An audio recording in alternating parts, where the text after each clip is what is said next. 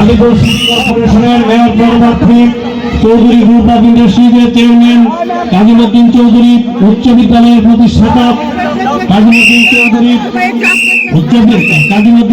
Alauddin Chowdhury Islamic complex সভাপতি গাজীপুর মহানগর BNP.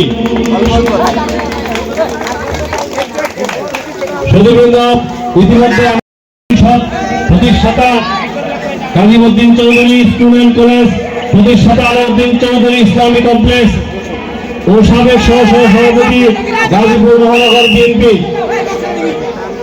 আমাদের মাঝে আরো উপস্থিত হয়েছেন।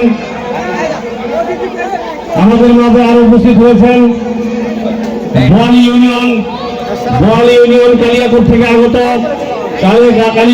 আগত বোয়ালি ইউনিয়ন বিএনপি সম্মানিত সভাপতি জনাব আলী আজম খান কে তার আসন গ্রহণ করার জন্য অনুরোধ করছি। আজকের প্রধান অতিথি জনাব আলাউদ্দিন চৌধুরী আমাদের মাঝে ইতিমধ্যে উপস্থিত হয়েছেন। আজকের আমাদের ডিগ্রি কলেজের কাফি 14 বাংলাদেশ বিদ্যালয়ের চৌধুরী স্টুডেন্ট কলেজ, প্রতিষ্ঠাতা আলাউদ্দিন চৌধুরী ইসলামী কমপ্লেক্স ও সাবেক সভাপতি গাজীপুর মহানগর বিএনপি আমাদের মধ্যে ইতিমধ্যে উপস্থিত হয়েছেন।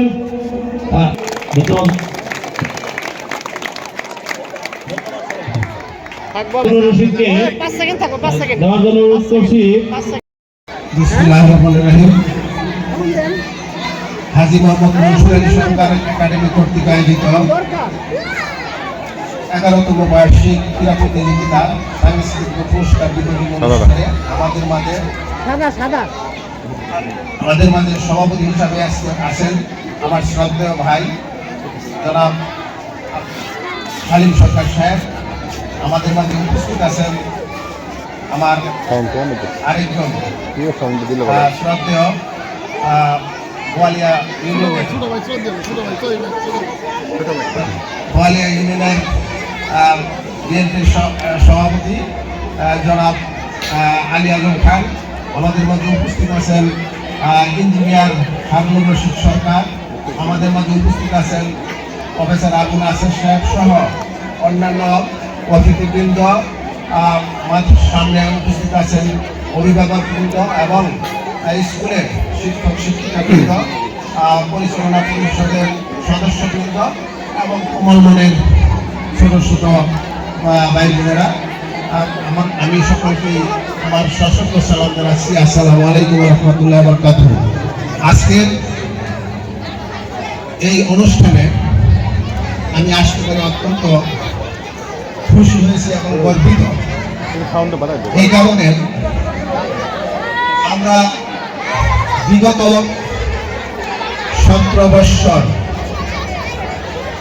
এমনিভাবে স্কুলের অনুষ্ঠান বলেন, ধর্মীয় অনুষ্ঠান বলেন, রাজনৈতিক অনুষ্ঠান বলেন, সামাজিক অনুষ্ঠান বলেন, সেগুলির মধ্যে আমরা কথা বলতে পারি না। আমরা কথা বলতে গেলে, আমরা ন্যায় কথা বলতে গেলে, আমরা অন্যায়ের প্রতিবাদ করতে গেলে সেখানে দেখা গেছে যে সেই মুহূর্তের কিছুক্ষণ পরেই আমাদের নামে মামলা হামলা জুলুম অত্যাচার শুরু হয়েছে। যে কারণে আমরা এই 17টি বৎসর অনেক কিছু দেখেছি, অনেক কিছু শুনেছি, কিন্তু দেখেও না দেখার ভান করে আছি, শুনি নাই। এইভাবে 17টি বৎসর কেটেছে। এমনকি দেখা গেছে যে আমি রাজনীতি করি, আমি বিএনপি করি, আমার সন্তানেরা কোনো দল করে না, কিন্তু তারপরও আমার বড় সন্তানকে কারাবরণ করতে হয়েছে। এই সরকারের আমলে আমরা ধর্মীয় অনুষ্ঠানগুলি বিশেষ করে করতে পারি নাই। কোনো ধর্মীয় অনুষ্ঠানে প্রকাশ্যভাবে আমরা কোরআন হাদিসের কথা বলতে গেলে তাকে বিরুদ্ধে চলে গেছে। এটা দোষ ছিল আমাদের। কোরআন হাদিসের কথা বলতে গেলে তাদের বিরুদ্ধে চলে গেলে আমাদের কি দোষ? কিন্তু আমরা তাদের বিরুদ্ধে কথা বলিনি, আমরা কোরআন হাদিসের কথা বলেছি। এইভাবে এই দেশের যত আলেম ওলামা যা আছে সব আলেম ওলামাগণকে তারা জুলুম, অত্যাচার, নির্যাতন, ফাঁসি, গুম, খুন এই সমস্ত করে এই 17টি বৎসর তারা টিকেছিল। আল্লাহর মায়ের দুনিয়ার ভার, সেই ক্ষেত্রে দেখেন তাদের পতনটা কিভাবে হয়েছে। জালেমের পতন এইভাবেই হয়। তারা বিশ্বাস করে নাই, তারা জানতো না যে কোরআনে কি আছে। সেই কোরআনকে যদি তারা বিশ্বাস করতো তাহলে কোরআনের একটি আয়াত আমি বলতে চাই এখানে। সূরা আলে ইমরানের 26 নম্বর একটি আয়াতে বলা হয়েছে, কুল্লাহুম্মা মালিকাল মুলকি তুতিল মুলকা মান তাশা আতানজিউল মুলকা মিম্মান তাশা ওয়া তু'তিল মান তাশা তুযিল্লু মান তাশা বিয়াদিকাল খায়র ইন্নাকা আলা কুল্লি শাইইন কাদির। অর্থটা হলো আল্লাহ তাআলা রাসূল সাল্লাল্লাহু আলাইহি ওয়াসাল্লামকে বলতেছেন যে আপনি বলে দেন সমস্ত রাজ্যের মালিক তো আমি যাকে ইচ্ছা করি তাকে রাজ্য দান করি, যাকে ইচ্ছা করি তার কাছ থেকে রাজ্য ছিনিয়ে নিই। আমি যাকে ইচ্ছা করি ইজ্জত দান করি, যাকে ইচ্ছা করি তাকে লাঞ্ছিত করি। সমস্ত কল্যাণ তো আমার হাতে, আমি সর্বশক্তিমান আল্লাহ। এই আয়াতে এটা বলা হয়েছে তারা কোরআন বিশ্বাস করতো না, আয়াত বিশ্বাস করবে।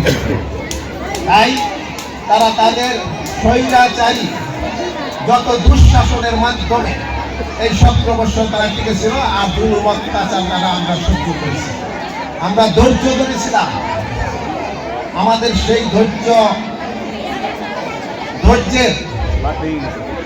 ধৈর্যের জন্য আমরা আজকে জয়ী হয়েছি। আমরা ধৈর্যধারীর সাথে আছেন। বলা হয়েছে ইন্নাল্লাহা মা'আস সাবিরিন, আল্লাহ ধৈর্যের সাথে আছে। আমরা ধৈর্য ধরেছিলাম, আজকে আমাদের সেই ধৈর্যের পরিপ্রেক্ষিতে আমাদের বিজয় হয়েছে। আমরা চাই না আগামী দিনে এই দেশে কোনো আবার এরকম ফ্যাসিস্ট সরকার তৈরি হোক। আমরা চাই আগামী দিনে এমন একটি সরকার হবে যারা এই দেশের মানুষের কল্যাণের জন্য কাজ করতে পারবে, এই দেশের মানুষ মুখ ফেলে কথা বলতে পারবে, এই দেশের মানুষ প্রাণ ভরে সামাজিক কাজগুলি করতে পারবে, রাজনৈতিক কাজগুলি করতে পারবে, ধর্মীয় অনুষ্ঠানগুলি করতে পারবে। সেইভাবে এই দেশ তৈরি হবে, স্কুল, কলেজ, রাস্তাঘাট তৈরি হবে।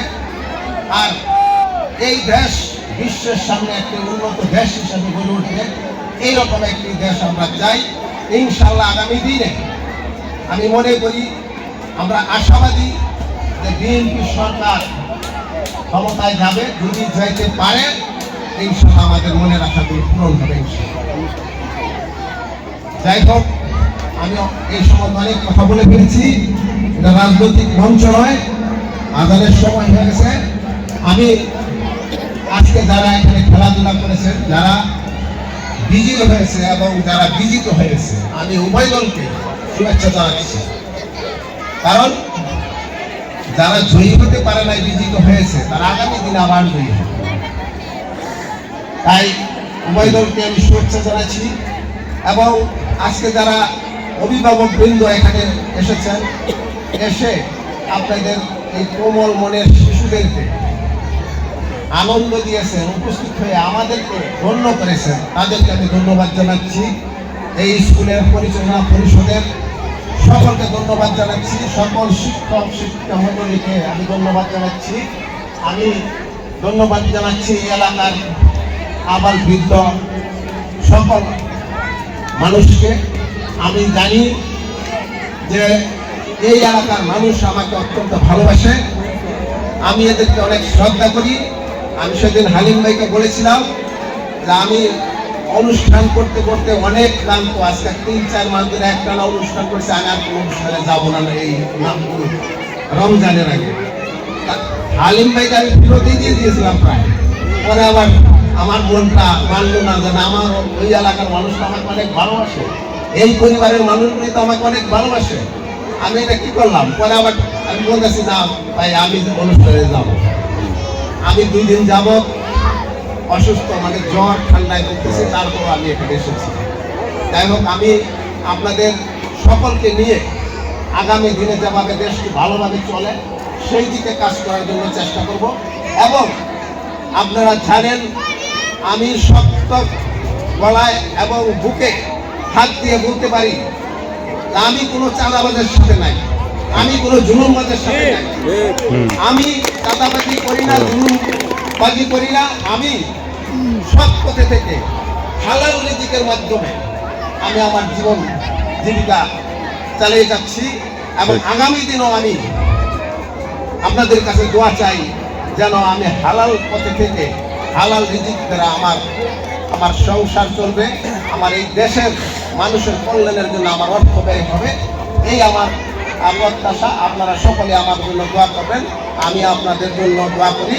আপনারা সুস্থ থাকেন, ভালো থাকেন, আপনাদের ছেলে মেয়েদেরকে লেখাপড়া করান, লেখাপড়ার সাথে সাথে খেলাধুলার সুযোগ দিবেন। খেলাধুলার সুযোগ না দিলে এই শিশুগুলি মোবাইল হাতে নেবে, মোবাইল হাতে নেওয়ার কিছুদিন পরে তারা মাদকাসক্তিতে গড়ে উঠবে। তাই আমি বলবো যে খেলাধুলা, লেখাপড়া করবে, সাথে সাথে খেলাধুলা করবে। খেলাধুলা করলে মন ভালো থাকে, তারা অন্য বিপথে যাবে না, বিপদগামী হবে না। তাই আপনারা খেলাধুলা, অবশ্যই খেলাধুলার জন্য তাদেরকে সময় দিবেন, লেখাপড়ার জন্য সময় দিবেন। এবং এই যে কথাটা হালিম ভাই বলেছে, আমি অত্যন্ত মানে সুন্দর মনে এটা আবার রিপিট করতে চাই যে পোলাপানরে বলবেন যে লেখাপড়া করো আর নিজেরা বৈশা বৈশা ওই টিভিতে সিরিয়াল দেখবেন। এইটা হবে না। এইটা হলে আপনার ত্যাগ স্বীকার করা হলো না, আপনাদের সন্তানরাও ভালো হবে না। আপনাদের ত্যাগ স্বীকার করতে হবে, আমাদের ত্যাগ স্বীকার করতে হবে, তাহলে আমাদের সন্তান ভালো হবে। সকলকে ধন্যবাদ জানিয়ে আমার বক্তব্য শেষ করছি। আসসালামু আলাইকুম ওয়া রাহমাতুল্লাহ।